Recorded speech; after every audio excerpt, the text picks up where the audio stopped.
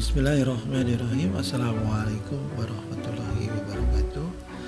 Salam jumpa kembali di channel Instagram dan YouTube-nya Mas Yuli, juga di fanpage Facebook Aku Bisa. Semoga bermanfaat buat teman-teman semua ya.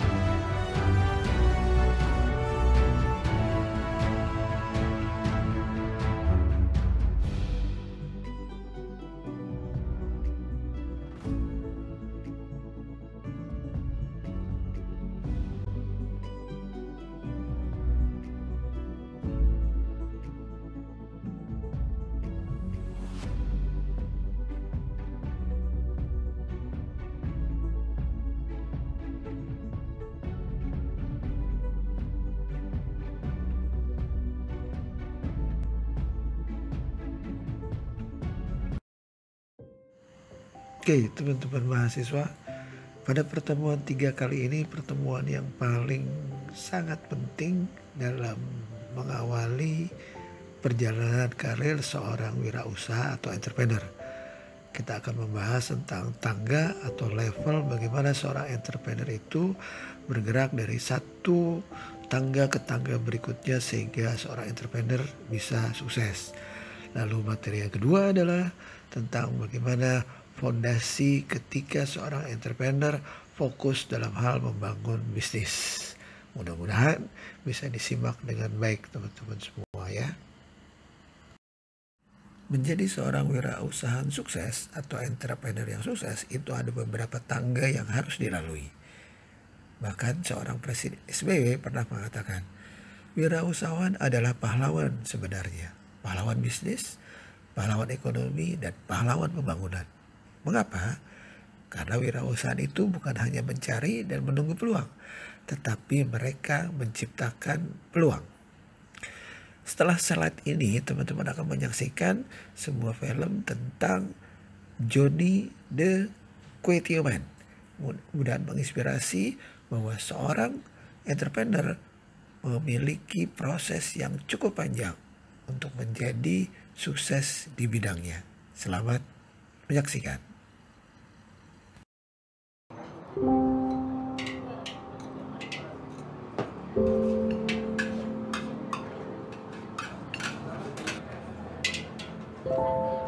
Nama gue Johnny. Bisnis gue ya restoran ini. Gue kerja keras bangun bisnis ini, berharap bisa meningkatkan taraf kehidupan keluarga gue. Memang capek banget sih. Dan sering makan hati lagi sama karyawan.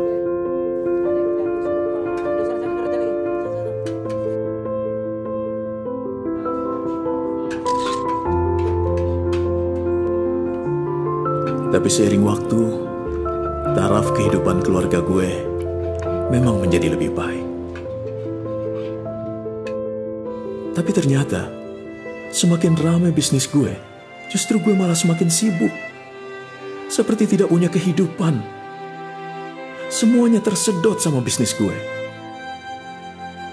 Sehingga rasanya hampir tidak punya waktu buat keluarga gue. Pak, aku ikut pentas drama di sekolah loh. Bapak datang ya? Papa pengen sekali datang. Tapi Papa kan bisa. Siapa yang masak kue tiaw? Hah? siapa yang ngawasi karyawan dan yang ngatur uang di kasir. Tapi aku maunya papa datang. Tapi papa nggak bisa ninggalin restoran. Nah, papa janji deh, ya. Tahun depan, papa pasti datang. Ya? Bang, kerjanya satu ya, Bang? Ya, sebentar. Yaudah, ganti baju, nak.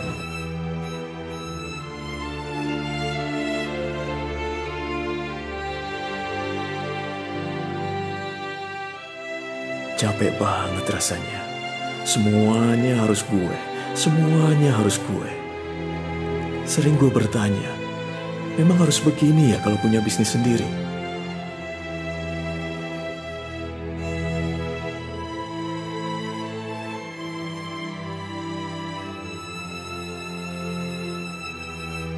Sebagai bisnis coach yang mencapai peringkat nomor 1 di tingkat dunia, apa nih tips praktis dari Coach Yohanes Pauli buat para pemilik bisnis? Para pemilik bisnis harus bangun bisnisnya agar profitable dan autopilot. Artinya, bisnis semakin menguntungkan dan bisa berjalan sendiri tanpa harus selalu ada pemilik bisnisnya di dalamnya. Telepon sekarang juga ke Gratio Practical Business Coaching di nomor telepon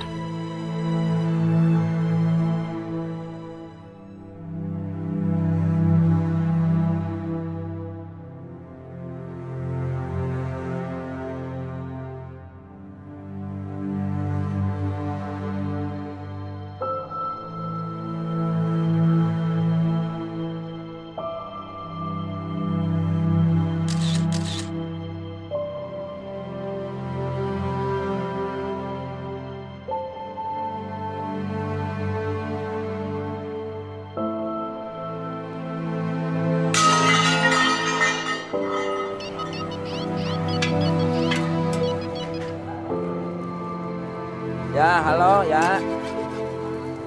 Ya, betul.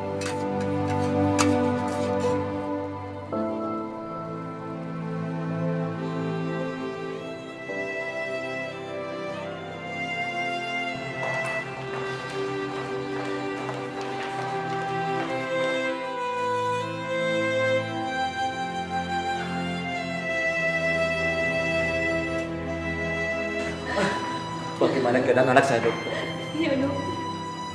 Anak bapak dan ibu mengalami overdosis dan sudah tidak bisa tertolong lagi. Maaf. Romeo! Romeo anak saya, dokter. Romeo, dokter anak saya. Ah! Romeo!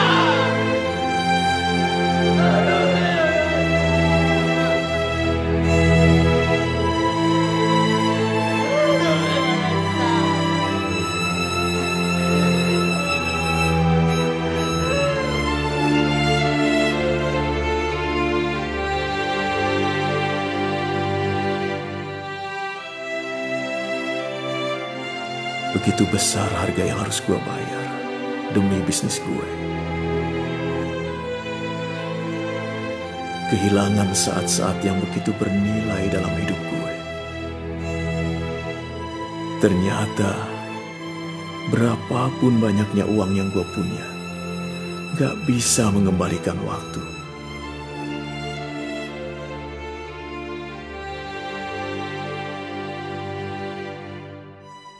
Ini bukan hidup yang gue mau.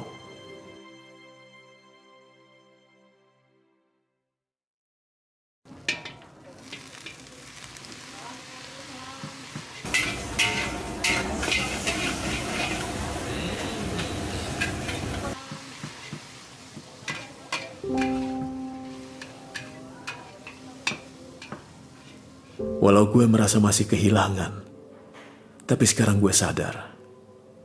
Gue ketemu cara yang benar. Dan gue bisa dapetin hidup gue kembali.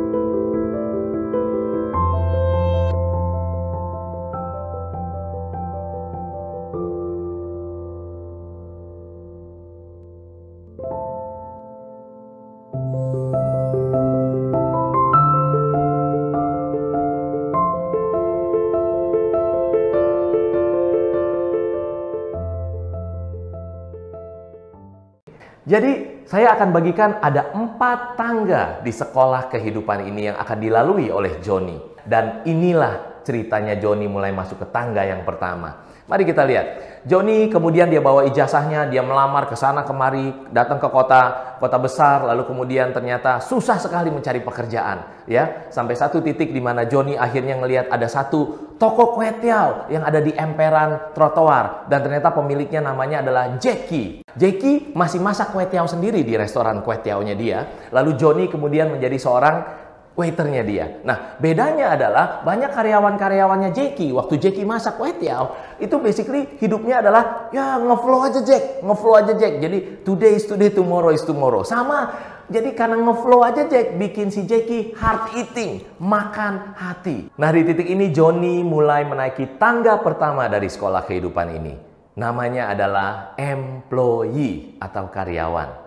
Jackie melihat bahwa Johnny berbeda, maka Jackie menawarkan, Johnny, ayo coba gantiin saya yuk. Kamu jadi koki mau nggak? Oh, Johnny seneng banget. Dan akhirnya Johnny diajarin. Dan Johnny, ya kamu masukin ini ya. Terus habis itu kamu masukin ini. Habis itu kamu masukkan ini. Dan ini rahasianya ya. Rahasianya adalah begini. Nah, itu adalah jurus kepret jidat. Dan Johnny akhirnya mulai belajar untuk masukin kue tiaw sendiri dan masak gitu ya. Dia mulai masukin, kemudian dia masukin bumbu lagi, dia masukin yang lain. Dan ini terakhir, kemudian si Jackie bilang, nggak usah pakai jidat saya katanya. Jidat kamu aja. Oh begitu Pak. Ya akhirnya dia tahu. Oh ternyata begitu cara masaknya. Dan Johnny terus masak. Ternyata restoran yang ada di emperan toko tersebut makin ramai. Satu titik dia merasa bahwa, wah nggak bisa nih jadi karyawan terus. Kapan aku bisa kaya raya kata dia. Lalu dengan sopan dan baik dia bilang ke Jackie. Nah Jackie bilang, waduh kalau kamu pergi aku masak lagi dong katanya. Iya Pak, tapi soalnya aku merasa pengen begini. Aku nggak akan saingin Bapak di kota lain bahkan gitu kan. Nah, Jackie mengalami apa yang namanya bisnis autopilot palsu. Kenapa? Karena Jackie mengandalkan Johnny seorang. Begitu Johnny keluar, maka dia harus turun gunung lagi dan dia harus masak kue tiaw lagi. Nah, akhirnya Johnny ke kota lain. Dia mau bangun bisnisnya sendiri, tapi ternyata kurang modal. Jadi akhirnya dia sewa gerobak kue tiaw, lalu dia udah ketemu istri waktu kerja di Jackie, istrinya namanya Jonah, Johnny and Jonah ya. Lalu kemudian dia mulai dorong gerobak. Tok keliling perumahan. Wah, dia seneng banget. Setiap ada yang manggil dia masak sendiri, dia kasih, itu semua uangnya buat dia. Sekarang bukan soal gaji lagi. Dia dapat omset langsung, dapat sales, dapat revenue langsung ya. Berarti Johnny mulai naik tangga yang kedua di sekolah kehidupan ini. Namanya adalah self-employed atau mengkaryakan diri sendiri. Nah, Johnny terus gerobak, didorong terus, Johnny the kue tiaw man, keliling perumahan, dia duitnya makin lama makin banyak. Tapi suatu saat dia masuk angin, terus kemudian dia akhirnya nggak bisa dorong gerobak. Dan dia harus di rumah istirahat sampai 3 hari. Dan dia baru sadar saat itu, wah ternyata kalau aku tidak jualan dorong gerobak, keluargaku nggak dapat uang.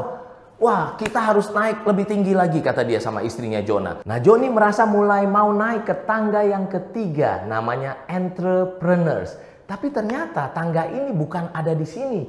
Ternyata tangga ini naik tinggi di sini, sehingga entrepreneursnya ada di situ. Dan ada 3 tangga kecil untuk mencapai jadi entrepreneurs.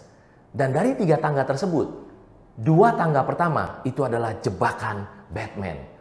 Nah, Johnny akhirnya menyewa trotoar, lalu kemudian dia mulai ada meja, ada bangku-bangku, dia punya karyawan jadi waiter, lalu kemudian dia mulai pasang spanduk gede, tulisannya Johnny the kue tiaw man. Wah, dia mulai masak kue tiaw, ada istrinya bantu di kasir, waiternya kiri kanan lari, mulai ada yang makan karena masakannya enak luar biasa ya. Tapi tetap karyawannya dia mulai merasakan hard eating, makan hati sama karyawan. Dia mesti, ayo kamu ke meja 3, ya kamu ke meja 5, ini piring minta ini gitu. Jadi semuanya Johnny yang melakukannya, semuanya dia, sibuknya luar biasa. Maka Johnny lagi ada di tangga kecil yang pertama untuk jadi entrepreneurs. Namanya adalah business operator alias operator bisnis.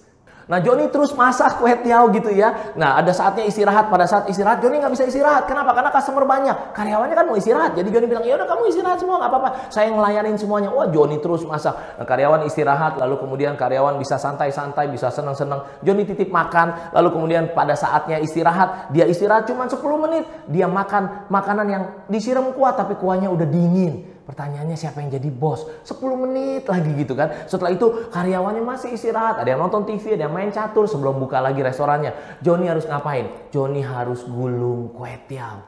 Kenapa kue tiawnya nggak didelegasikan aja diminta karyawan yang untuk gulung? Karena Johnny bilang, aku udah ngajarin ini, tetap gulungnya beda. Udah deh, mendingan aku sendiri yang gulung. Nah, itulah jebakan pertama untuk menjadi entrepreneurs, yaitu menjadi business operator. Semuanya Anda, semuanya Anda.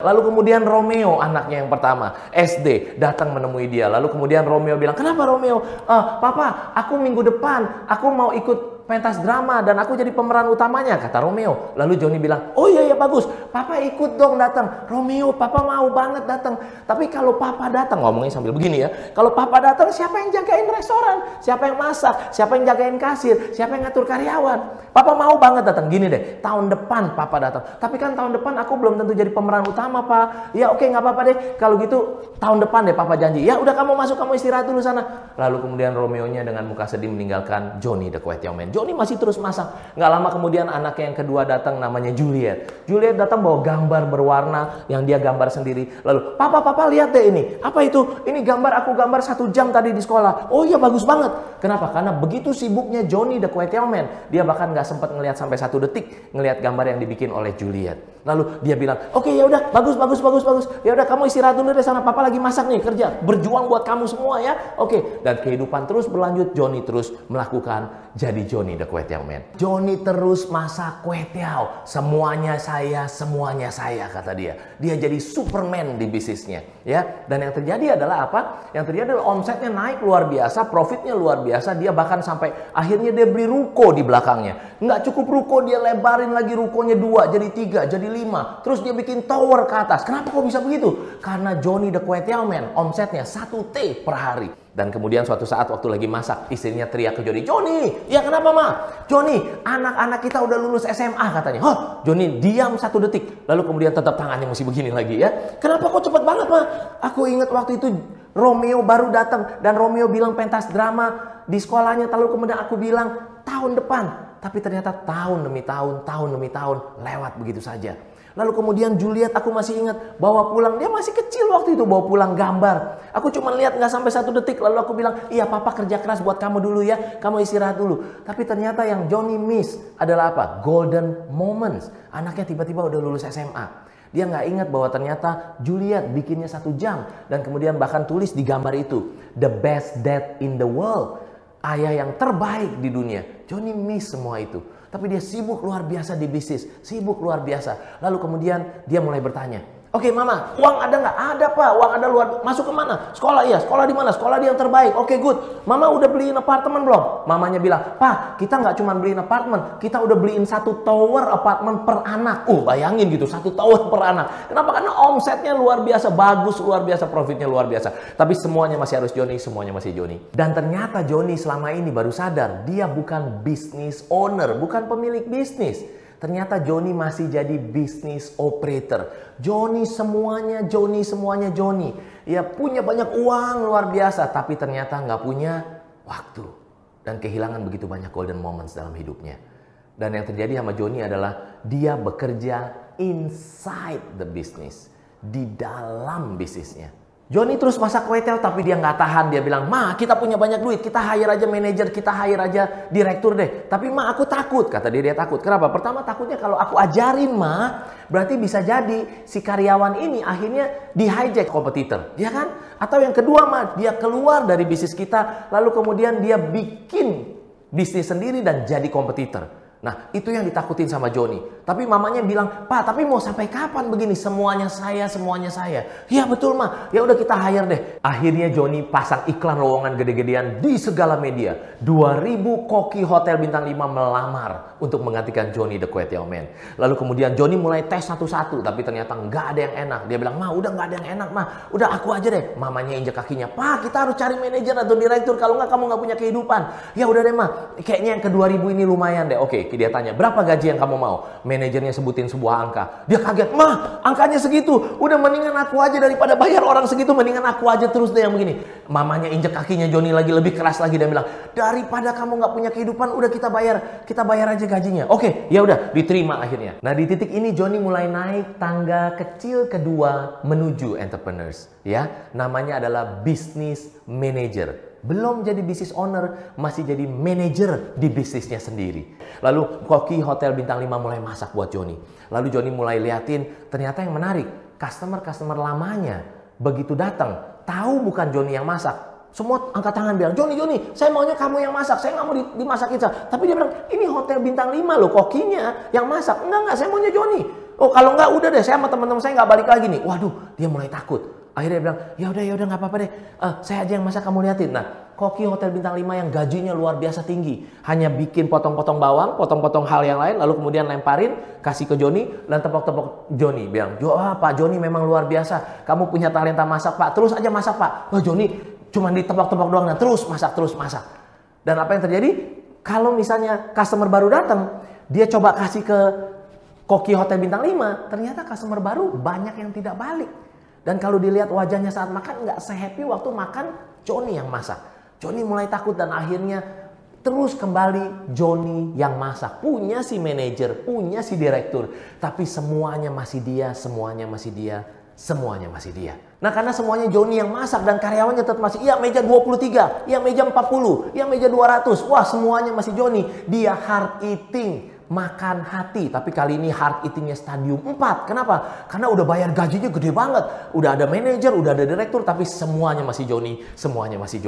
Nah sampai satu saat akhirnya kokinya bilang, Pak saya mau cuti Pak 2 minggu. Oh ya udah kamu cuti, ya udah punya jatah. Tapi Joni tetap harus kerja. Joni yang kerja. Di tangga kecil yang kedua ini sebagai business manager, Joni masih terjebak di bisnisnya sendiri. Ya, Joni bekerja in the business. Masih belum menjadi business owner sungguhan. Ini masak kue teo, terus kemudian apa yang terjadi? Istrinya teriak lagi. Joni, ya kenapa Ma? Lah istrinya lari tergopoh-gopoh, dia bilang, Romeo masuk ICU. Hah? Romeo masuk ICU? Iya. Ayo cepetan kita pergi ke sana. Dan itu pertama kalinya dia tutup tokonya benar-benar karena anaknya masuk ICU. Dan kemudian akhirnya mereka terbang sampailah di rumah sakit di tempat Romeo lagi dirawat. Joni dan istrinya akhirnya sampai ke rumah sakit. Mereka berdua lari untuk cari Romeo. Dan ternyata hampir dekat ke ruang ICU. Ada ranjang yang lagi ditarik keluar dan sudah ditutupi oleh kain putih. Joni berharap itu bukan Romeo. Tapi ternyata begitu dibuka, ternyata Romeo. Dan Romeo sudah meninggal. Dan suster yang ada di situ bilang, Pak ini Romeo, tulis surat ini, ada ketemu di sampingnya sebelum dia akhirnya bunuh diri. Ternyata Romeo overdosis.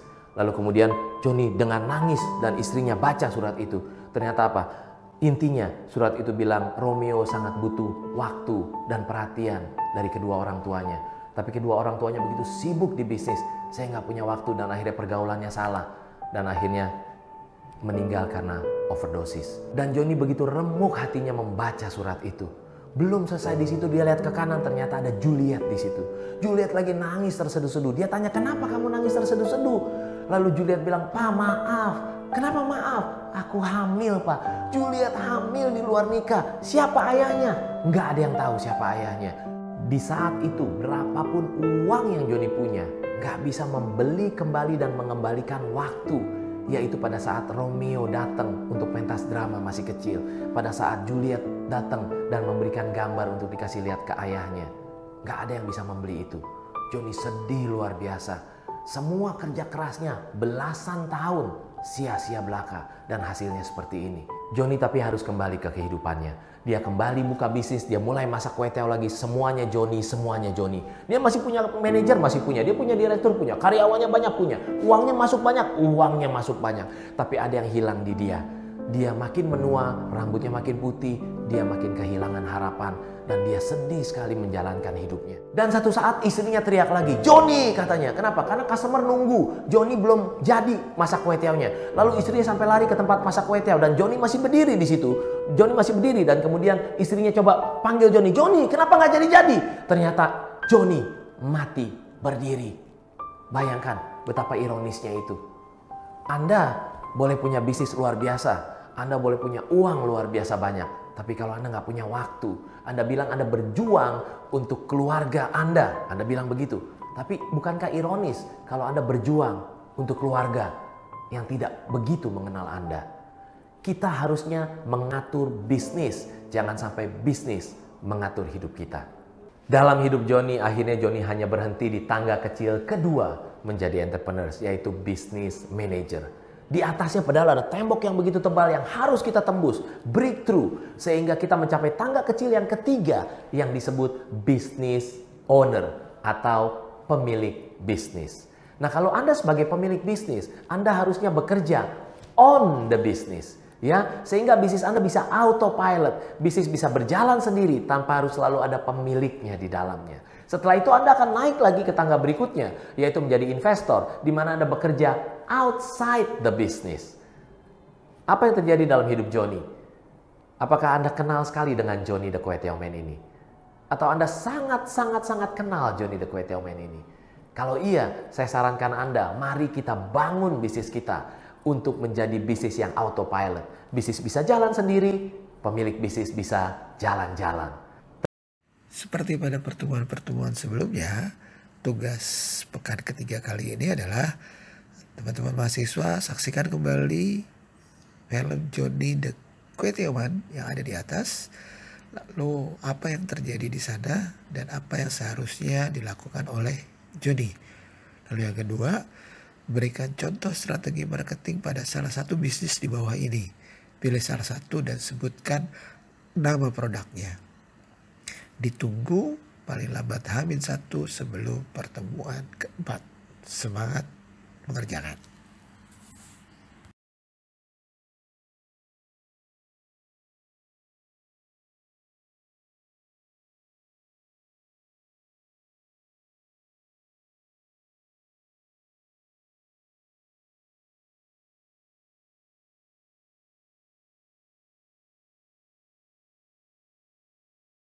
Anda masih ingat Johnny the Kway Teow Man? Kalau belum, Anda cari video Johnny the Kway Teow Man karena menarik sekali ceritanya bagi Anda. Oke? Nah, di Business and Life Tips kali ini saya ingin bagikan cerita Johnny the Kway Teow Man tetapi hidupnya berulang. Johnny kali ini membangun 4 kaki meja sehingga bisnisnya bisa profitable dan autopilot. Nah, dalam kisah ini Romeo, anaknya Johnny the Kway Teow Man, sudah lulus kuliah dan kembali mau bantuin bisnis ayahnya supaya semakin profesional ya. Nah, Romeo jago di kaki meja yang pertama. Saya menyebutnya adalah leads creation. Oke? Leads creation adalah Anda jago strategi untuk mendatangkan banyak calon customer ke bisnis Anda. Nah, apa yang Romeo lakukan? Romeo bikin brosur, simple brosur, lalu judulnya adalah Johnny the Kway Teow Man. Sekarang jualan bakso nomor 1 terenak di dunia. Wah, terus kemudian di sebelah sininya ada testimonial dari artis. Di sebelah sini ada testimonial dari presiden bahkan. Lalu kemudian ada foto gambar bakso yang begitu kalau Anda hirup dekat brosurnya, Anda bisa hirup wangi baksonya. Keren banget kan brosurnya ya. Dan kemudian di bawah ada vouchernya. Vouchernya ada tulisan Rp 25.000. Dan kemudian ada tulisannya, sejak 3 jam dari Anda memegang brosur ini, bila tidak dipakai, maka brosur ini akan meledak sendiri di tangan Anda. Wah, pokoknya Anda pengen banget pakai gitu ya. Jadi kemudian akhirnya Anda datang. Terus Anda antri nih, karena antriannya panjang banget, karena ramai sekali toko baksonya Johnny ya. Nah, kemudian apa yang terjadi begitu Anda di depan, Anda tanya dong, apa sih bedanya baksonya Johnny dengan bakso yang lain ya? Kenapa? Karena di samping-sampingnya banyak kompetitor. Ada yang Johnny gitu kan, pakai H di belakang. Ada lagi yang N-nya 4, Johnny gitu kan. Ada lagi yang Johnny gitu. Pokoknya banyak mirip-mirip semua. Terus Anda tanya, kebetulan yang jagain adalah karyawan yang ngeflow aja cek. Ngeflow aja Jack gitu ya. Kemudian Anda tanya, apa bedanya baksonya Johnny? Lalu si karyawan ini bilang, Bu, jangan terlalu serius Bu. Kalau nanya baru makan bakso serius banget sih Bu. Ya, jadi gimana? Apa bedanya Mas? Bu, yang namanya bakso sapi ya sama aja Bu. Di mana-mana sama, bakso sapi gitu loh. Nah, kalau Anda menemukan bahwa produk atau jasanya sama, pertanyaan berikutnya Anda akan nanya apa? Harga. Anda akan tanya, ya kalau gitu harganya berapa Mas? Lalu Mas bilang 100.000 Bu semangkok. Lalu Anda kaget, mahal banget gitu kan? Dan kalau Anda normal, pasti Anda akan bandingin sama kompetitor. Ya, Anda tanya yang di sini berapa harganya? 50.000. Yang di situ berapa harga? 30.000. Yang di situ berapa? Sampai ujung banget harganya 5.000. Nah, kira-kira Anda makan yang mana? Nah, bagaimana dengan bisnis Anda? Apakah Anda punya strategi-strategi leads creation? Strategi-strategi yang bisa mendatangkan banyak calon customer. Atau jangan-jangan selama ini Anda berharap ada burung bango yang datang, buka mulutnya, lalu kemudian keluarin customer baru buat Anda. Kan nggak mungkin begitu kan? Ya. Nah, jadi Anda juga harus punya discriminator. Suatu pembeda yang bukan harga yang membuat customer tertarik untuk datang ke bisnis Anda. Bahkan kalau Anda tidak punya discriminator, lebih baik Anda jangan berbisnis. Kenapa? Karena bahaya sekali ya. Yang terjadi apa? Anda banyak terjebak dengan perang harga karena customer cuma ngelihatnya harga doang. Betul kan? Jadi Anda harus jago kaki meja yang pertama ya. Mari kita sebut lebih simpel lagi adalah Anda harus punya marketing strategi untuk mendatangkan banyak calon customer ke bisnis Anda. Nah, kaki meja yang kedua yang Anda harus kuasai agar bisnis Anda profitable dan autopilot adalah Anda harus bangun yang namanya leads conversion. Oke, apa itu leads conversion? Anda harus punya strategi-strategi bagaimana mengkonversi dari calon customer yang ngantri banyak di bisnis Anda sehingga benar-benar jadi customer. Oke, dalam cerita ini, ceritanya Anda udah terima brosur dari Romeo kan, anaknya Johnny the Quatermain, maka Anda akhirnya datang lagi ngantri. Nah, kali ini untung antriannya banyak dan kemudian Anda udah sampai di depan. Yang jagain kali ini adalah Juliet. Nah, kemudian Anda tanya pertanyaan yang sama. Juliet, ini apa nih bedanya baksonya Johnny sama yang lain? Lalu kemudian Juliet bilang begini, Bu, coba lihat mata saya, ya. Ibu lihat, yang ada brosur yang di tengah itu yang ada baksonya? Iya, Bu. Yang di tengah, Bu, yang besar, ya. Itu adalah bakso paling spesial sedunia, Bu. Kenapa? Karena begini, Bu. Nanti pada saat Ibu gigit, Ibu akan dengar di telinga Ibu suara mu. Lalu kemudian Ibu tarik napas, saran saya habis itu. Yang panjang. Begitu Ibu tarik napas, Ibu akan menghirup udara yang segar banget seperti padang rumput yang baru dipotong. Wah, keren nggak, Bu? Ibu, Anda sebagai ibunya, wah, keren banget ya, ya. Kalau keren banget, ada sesuatu yang menarik buat Anda dan relevan. Apakah Anda tanya harga? Kemungkinan enggak kan? Maka Anda bilang Anda mau coba, betul? Akhirnya Anda jadi customernya. Anda masuk ke tokonya Johnny, betul ya? Nah, bagaimana dengan bisnis Anda?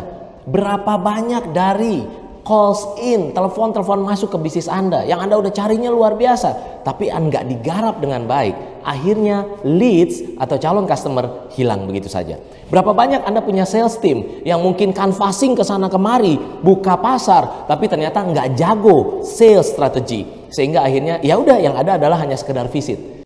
Nah, apakah di bisnis Anda sudah punya sales strategi yang membuat potensi yang udah mulai masuk ke bisnis Anda, calon-calon customer yang ngantri di bisnis Anda bisa konversikan sebagian besarnya menjadi customer.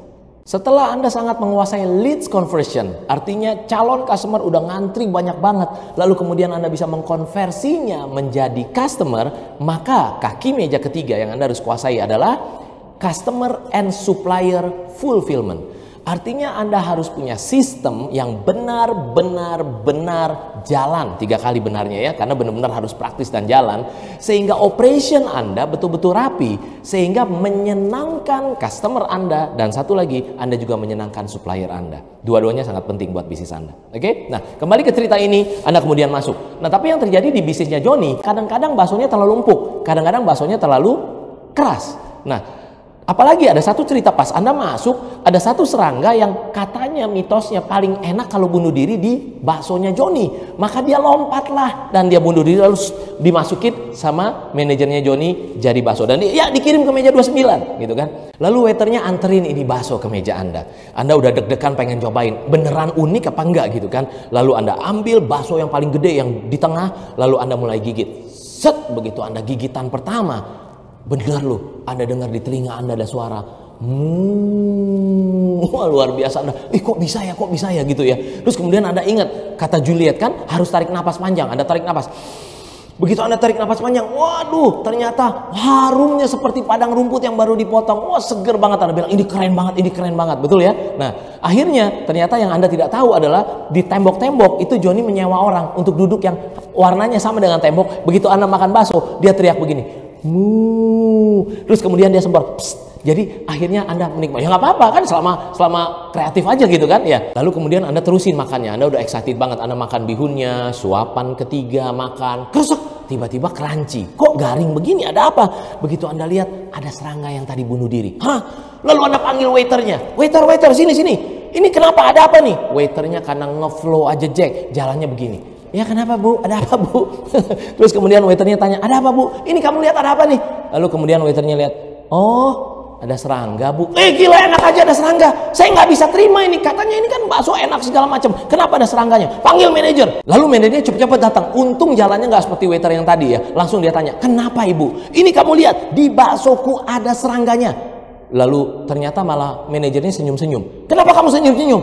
Soalnya Bu, Ibu harusnya bersyukur. Loh kenapa bersyukur? Karena 2 minggu lalu Bu, bukan ada serangga Bu. Ada apa kalau gitu?